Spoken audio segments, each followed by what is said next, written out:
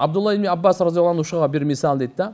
Бул кичинекей кезинде илим алып, анан айтат, мен бир жолу пайгамбарыбыз дүйнөдөн өтүп кеткенден кийин дейт, ансарлык бир кишиге айттым дейт. Я фулан, халумма фаланас асхабун наби саллаллаху алейхи ва саллям. Кеттик. Пайгамбарыбыздын сахабалары бар учурунда маселелерди сурап алайлы. Кеттик деп айтсам, ал айтты дейт. Мен айттым, фа иннахум аль-йом касир. Азыр сахабалар көп. Пайгамбарыбыз дүйнөдөн менен коштошуп кетти. Ушулардан бир маселе сурап алайлы десе, ва ажаба лака я ибн Аббас. Ал айтты ошо ансарлык. Эй ибн Аббас, мен сага таң калам эмне? Мен сага таң калам. Эмне адамдар менен сага кайрыла турган убак болуп калат деп атасыңбы деп. Сахабалар толтура сурай турган. Сен сурап алайлы, билип алайлы депчи. Атуран нас яхтажуна илейк деп таңга.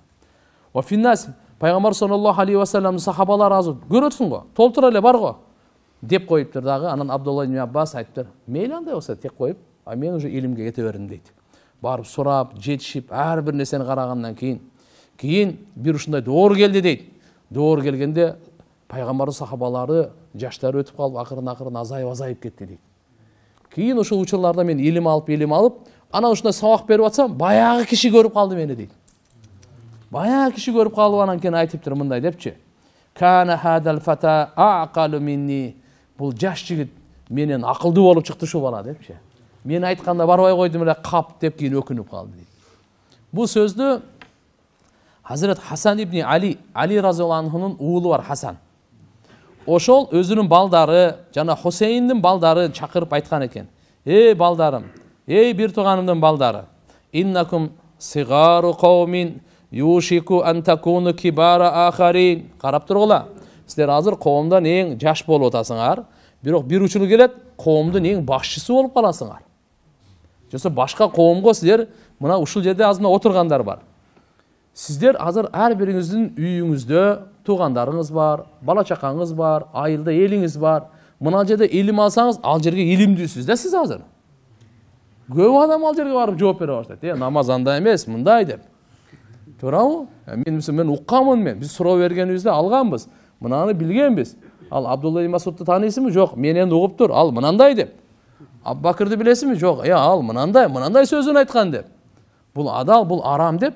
Мына жерде мисалы биз окуучу болсок дагы, айылыбызга барганда мекене мугалимбиз а жерде. Өлө маселелерде. Мен көп балдар бар. Алхамдулилла, өзүнүн классташтары, достору барганда, аны молдо, кадимкиде чоң эле молдо. Бул жерде кичинекей көрүнгөн менен, бул аркасында чоң молдо бул. Анын алдынан эч ким имам който албайт. 10 сүрө билген ушул эле, башка эч ким билбейт. Жо, чын айтам. Бирөөсү болсо билет экен, аттахияты жаттай элекмин дейт. Бул аттахияты да билет. Аркасына тизип алган бардыгын. Кудай рахматы, ажыга барып калдык. Эман атын айтпай эле коеюн, Алла рахматын алсын. Меккеде турабыз, анан кечигип калдык, тияк бияк болуп. Аксакалдар 5-6. Анан аркабызда намаз окуп жүргөн. Ал өзү намаздагы сүрөлөрдү билет экен дагы, 2-3 сүрө билет экен. Калгандар да ажыгылыкка барган, андай билбейт экен да. Кечип калды. Жок, мындай карасам, имамчылык өтүп алыптыр ал. Аркасынан 5 аксакал. Өзү алды да. Анан ошол жерде жүрөм, мына алхамдулилла. Кээ бир үчүн мындай болот депчи. Анан айтат, сиздер жокто биз чоң эле имамбыз дейт. Молдобуз дейт чоң эле.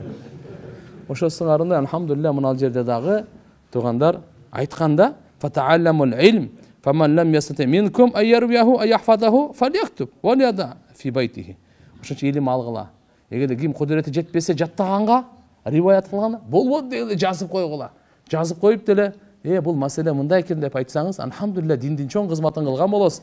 Алланын аманатын, пайгамбарыбыздын аманатын жеткирген болосуз таксыр. Бул чоң улуу, алхамдулилла, шарафта, бакыт.